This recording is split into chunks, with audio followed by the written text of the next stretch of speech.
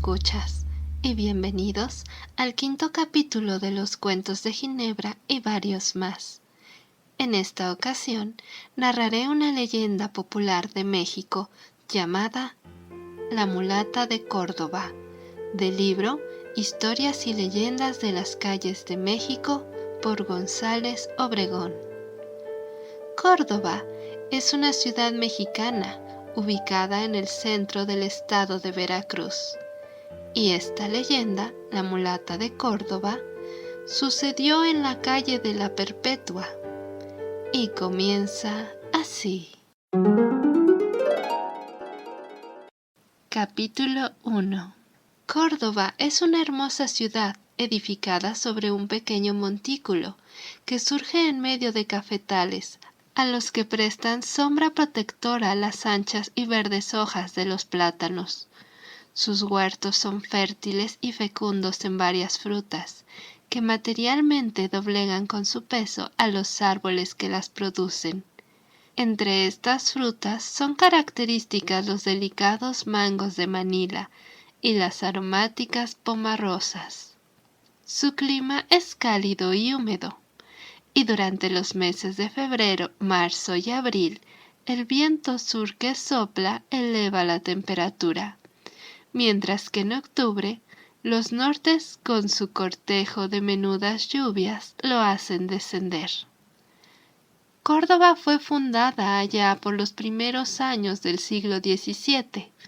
En esa época, los negros sublevados merodeaban por Totula, Palmillas, Totolinga y Tumbacarretas, teniendo en alarma continua a los pueblos, pues asaltaban a los mercaderes, robaban a los pasajeros y eran un obstáculo para el comercio y la real hacienda al interceptar el camino de Veracruz.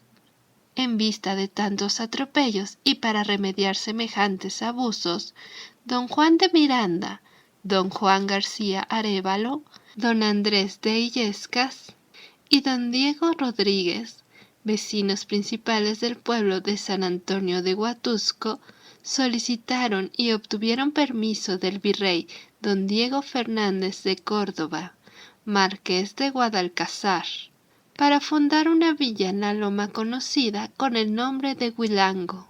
Logrando el objeto, formóse una lista de los nuevos vecinos, nombráronse 4 regidores, y éstos eligieron los 2 alcaldes ordinarios, y se trazó la nueva villa, que se declaró fundada el 25 de abril del año de 1618.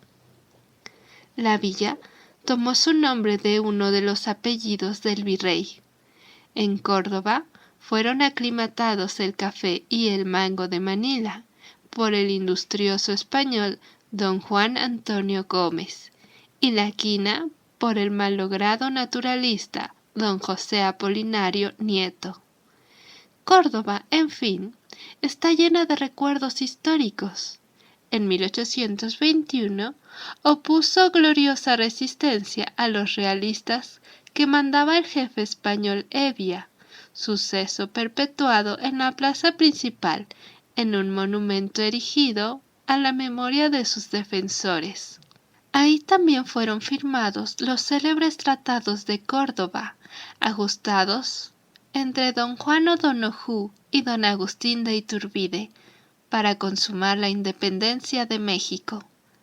Por su naturaleza virgen y exuberante, por su origen y por sus recuerdos históricos, es pues Córdoba una ciudad encantadora y célebre, así como por haberse mecido entre aquellas huertas llenas de naranjos y limoneros, la cuna del distinguido escritor don Agustín de Castro, del eminente naturalista don Pablo de la Llave y del elocuente orador don Francisco Hernández y Hernández. Más todavía, en Córdoba nació una mujer hermosísima, objeto de una popular tradición. Capítulo 2. Antes que nosotros, ya otros escritores la han referido, ya algunos poetas la han contado. pero ni los primeros ni los segundos han tomado sus noticias de polvorientos códices ni de arrugados pergaminos. La fantástica leyenda de la mulata de Córdoba ha vivido en la tradición del pueblo y ha sido transmitida hasta nosotros en miles de ediciones hechas ya al calor del hogar por la abuelita para entretener a los nietos, o por la pilmama para dormir a los niños, ya por el cansado caminante para acortar las noches, o por el soldado para amenizar las veladas del campamento. No hay, pues, constancias en la historia ni datos en las crónicas acerca de esa mujer maravillosa. Su origen, su fin lo oculta el pasado y sólo lo sabe el presente por la tradición que oculta la verdad, que modifica los hechos, pero que siempre encanta y siempre cautiva. Cuenta, pues, la tradición, que hace más de 2 centurias y en la poética ciudad de Córdoba vivió una célebre mujer, una joven que nunca envejecía a pesar de sus años. Nadie sabía hija de quién era. Todos la llamaban la mulata. En el sentir de la mayoría, la mulata era una bruja, una hechicera que había hecho pacto con el diablo, quien la visitaba todas las noches, pues muchos vecinos aseguraban que al pasar a las 12 por su casa, habían visto que por las rendijas de las ventanas y de las puertas salía una luz siniestra, como si por dentro un poderoso incendio devorara aquella habitación. Otros decían que la habían visto volar por los tejados en forma de mujer, pero despidiendo por sus negros ojos miradas satánicas y sonriendo diabólicamente con sus labios rojos y sus dientes blanquísimos. De ella se referían prodigios. Cuando apareció en la ciudad, los jóvenes prendados de su hermosura disputábanse la conquista de su corazón, pero a nadie correspondía, a todos desdeñaba, y de ahí nació la creencia de que el único dueño de sus encantos era el Señor de las tinieblas. Empero, aquella mujer siempre joven frecuentaba los sacramentos, asistía a misa, hacía caridades, y todo aquel que imploraba su auxilio la tenía a su lado en el umbral de la choza del pobre, lo mismo que junto al lecho del moribundo. Se decía que en todas partes estaba, en distintos puntos y a la misma hora, y llegó a saberse que un día se la vio a un tiempo en Córdoba y en México. Tenía el don de ubicuidad, dice un escritor, y lo más común era encontrarla en una caverna. Pero éste añade, la visitó en una accesoria, aquel la vio en una de esas casucas horrorosas que tan mala fama tienen en los barrios más inmundos de las ciudades. Y otro la conoció en un modesto cuarto de vecindad, sencillamente vestida, con aire vulgar, maneras desembarazadas y sin revelar el mágico poder de que estaba dotada. La hechicera servía también como abogada de imposibles. Las muchachas sin novio, las jamonas pesaditas que iban perdiendo la esperanza de hallar marido, los empleados cesantes, las damas que ambicionaban competir en túnicas y joyas con la virreina, los militares retirados, los médicos sin enfermos, los abogados sin pleitos, los escribanos sin protocolos y los jóvenes sin fortuna. Todos acudían a ella, todos invocaban en sus cultas, y a todos los dejaba contentos, hartos y satisfechos. Por eso, todavía hoy, cuando se solicita de alguien una cosa difícil, casi irrealizable, es costumbre exclamar: «No soy la mulata de Córdoba». La fama de aquella mujer era grande, inmensa. Por todas partes se hablaba de ella, y en diferentes lugares de Nueva España su nombre era repetido de boca en boca. Era en suma, dice el mismo escritor, una Circe, una Medea, una pitonisa, una sibila, una bruja, un ser extraordinario a quien nada había oculto y a quien todo obedecía, y cuyo poder alcanzaba hasta trastornar las leyes de la naturaleza. Era, en fin, una mujer a quien hubiera colocado la antigüedad entre sus diosas, o a lo menos entre sus más veneradas sacerdotisas. Era una medium, y de los más privilegiados, de los más favorecidos que disfrutó la escuela espírita de aquella época. Lástima grande que no viniera en la nuestra. De qué portentos no fuéramos testigos, qué revelaciones no haría en su tiempo, cuántas evocaciones, cuántos espíritus no vendrían sumisos a su voz, cuántos incrédulos dejarían de serlo. Capítulo 3. ¿Qué tiempo duró la fama de aquella mujer, verdadero prodigio de su época y admiración de los futuros siglos? Nadie lo sabe. Lo que sí se asegura es que un día en la Ciudad de México supo que desde la villa de Córdoba había sido traída a las sombrías cárceles del Santo Oficio. Noticia tan estupenda, escapada Dios sabe cómo de los impenetrables secretos de la Inquisición, fue causa de atención profunda en todas las clases de la sociedad. Fue el tema favorito de muchas conversaciones, y entre los platicones de las tiendas del Perlán se habló mucho de aquel suceso.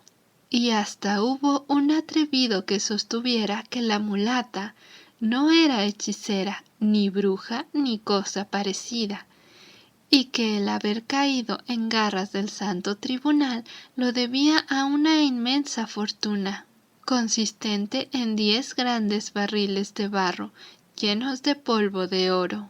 Otro de los tertulianos aseguró que además de esto se hallaba de por medio un amante desairado, que ciego de despecho denunció en Córdoba a la mulata, porque ésta no había correspondido a sus amores. Pasaron los años, las hablillas se olvidaron, hasta que otro día de nuevo supo la ciudad con asombro que en el próximo acto de fe que se preparaba, la hechicera saldría con coroza y vela verde. Pero el asombro creció de punto cuando pasados algunos días se dijo que el pájaro había volado hasta Manila, burlando la vigilancia de sus carceleros, y más bien dicho, saliéndose delante de uno de ellos. ¿Cómo había sucedido esto? ¿Qué poder tenía aquella mujer para dejar así con un palmo de narices a los muy respetables señores inquisidores? Todos lo ignoraban. Las más extrañas y absurdas explicaciones circularon por la ciudad. Quien afirmaba, haciendo la señal de la cruz, que todo era obra del mismísimo diablo, que de incógnito se había introducido en las cárceles secretas para salvar a la mulata. Quien recordaba aquello de que dávidas quebrantan rejas, y aún hubo algún malicioso que dijese que todo lo vence el amor, y que los del Santo Oficio, como mortales, eran también de carne y hueso. He aquí la verdad de los hechos. Una vez, el carcelero penetró en el inmundo calabozo de la hechicera, y quedóse verdaderamente maravillado al contemplar en una de las paredes un navío dibujado con carbón por la mulata, la cual le preguntó con tono irónico: «¿Qué le falta a este navío?». Desgraciada mujer, contestó el interrogado. Si tuvieras temor de Dios, si te arrepintieras de tus pasadas faltas, si quisieras salvar tu alma de las horribles penas del infierno, no estarías aquí y ahorrarías al Santo Oficio el que te juzgase. A ese barco únicamente le falta que ande. Es perfecto. Pues si vuestra merced lo quiere, si en ello se empeña, andará y muy lejos. ¿Cómo? A ver. Así, dijo la mulata. Y ligera saltó del navío, y éste, lento al principio y después rápido, y a toda vela, desapareció con la hermosa mujer por uno de los rincones del calabozo. El carcelero, mudo, inmóvil, con los ojos salidos de sus órbitas, con el cabello de punta y con la boca abierta, vio aquello sorprendido, y después, hable un poeta.